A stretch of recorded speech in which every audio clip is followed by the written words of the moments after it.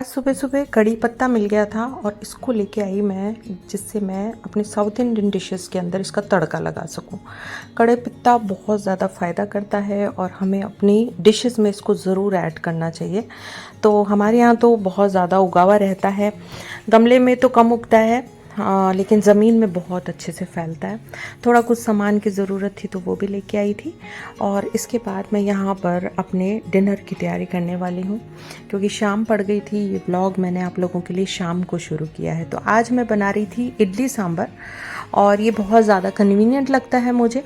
और एक चीज़ मुझे बहुत ज़्यादा पता चली है, वो है कि इडली जो रहती है ना, क्योंकि उसमें फर्मेंट रहता है, क्योंकि इसमें दही रहता है, फर्मेंट होती है वो, तो उसके अंदर प्रोबायोटिक बैक्टीरिया है, बढ़ाती है वो हमारी बॉडी में अगर हम खाते हैं तो इसको मैं सोच रही हूँ कि अपनी डाइट में ज़्यादा बढ़ाने की, क्योंकि अगर हमारी गट के अंदर प्रोबायोटिक बैक्टीरिया बढ़े रहते हैं, कंपेयर करते हैं अगर गुड बैक्टीरिया के लिए, कि बैड बैक्टीरिया कम हो जाएंगे और गुड बैक्टीरिया बढ़ जाएंगे, तो उसी के लिए देखिए ये वाली चटनी भी बहुत अच्छी रहती है।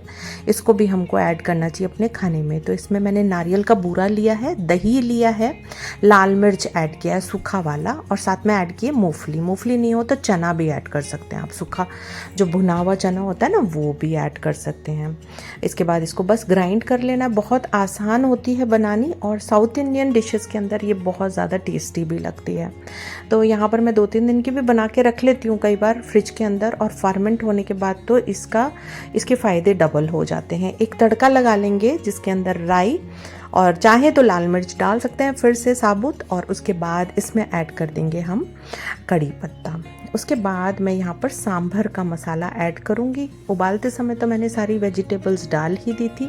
अब मैं यहाँ पे तड़का बना के रेडी कर रही हूँ। उबालते समय ही मैं सांभर मसाला भी ऐड कर लेती हूँ, और सांभर मसाला जो है मैं MDH का लेना पसंद करती हूँ। आप ज़रूर मुझे मेंशन करिएगा कि आप लोगों को एवरेस्ट का सांभर मसाला अच्छा लगता है या MDH का। मुझे तो हरदम MDH का पसंद आता है, पता नहीं क्यों, कुछ तो बात है। तो यहाँ गर्मा गर्म डिनर रेडी हो गया था, सांभर, इडली और चटनी।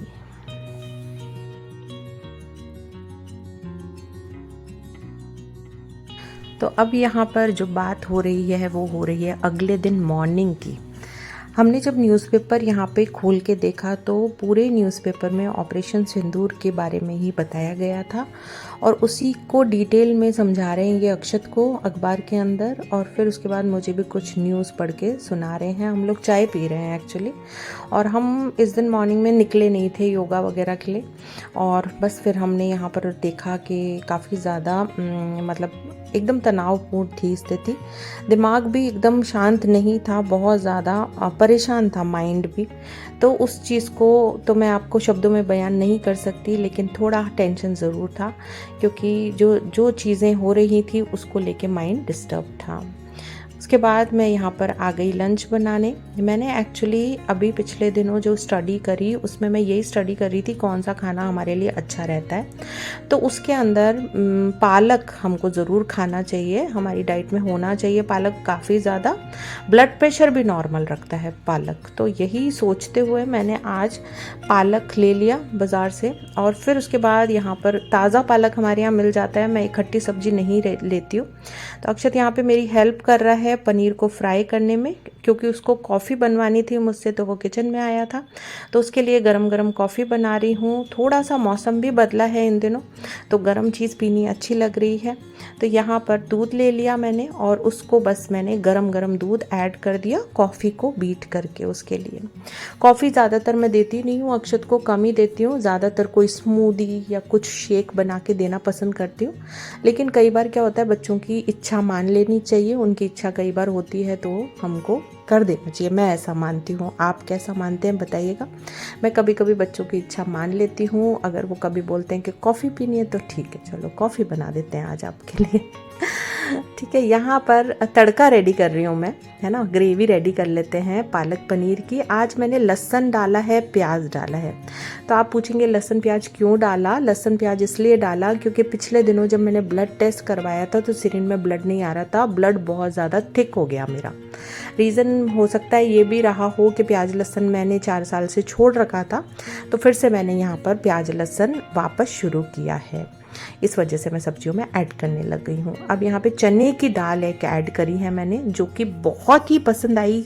सब्जी बन के जब खाई सबने तो बहुत ही टेस्टी लगी। आप भी पालक पनीर बनाएं तो चने की दाल उबाल के ज़रूर डालिएगा, उससे पालक पनीर की सब्ज़ी का टेस्ट बहुत ज़्यादा बढ़ जाता है। और यहाँ पर फ्लेवर आ रहा था, जो बारीक कटे हुए प्याज थी उनका फ्लेवर अलग से आ रहा था, लहसुन का फ्लेवर बहुत ही बढ़िया आ रहा था। और इवन मैंने तो खाली मतलब बिना रोटी के जब अपन सब्ज़ी खाना पसंद करते हैं, इसका मतलब सब्ज़ी बहुत ही अच्छी बनी है, तो मैंने उस हिसाब से खाया। अब हमको यहाँ कहीं जाना था बहुत ही इम्पॉर्टेंट काम के लिए।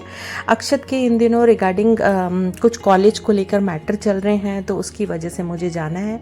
तो यहाँ मैं रेडी हुई हूँ। रेडी होने के बाद इन्होंने कहा था कि रेडी हो जाए तब बता देना, तो मैं रेडी हो गई थी। फिर मैं इनको आवाज़ मार रही थी, तो ये तो रेडी बैठे रहते हैं, तो इनको जाना भी है ऑफिस। तो बस हम लोग निकले यहाँ पर कुछ काम करने, बाज़ार में इम्पॉर्टेंट जो काम था वो किया। और बस इसी तरह ब्लॉग एंड करती हूँ। मिलते हैं नेक्स्ट ब्लॉग में। बाय।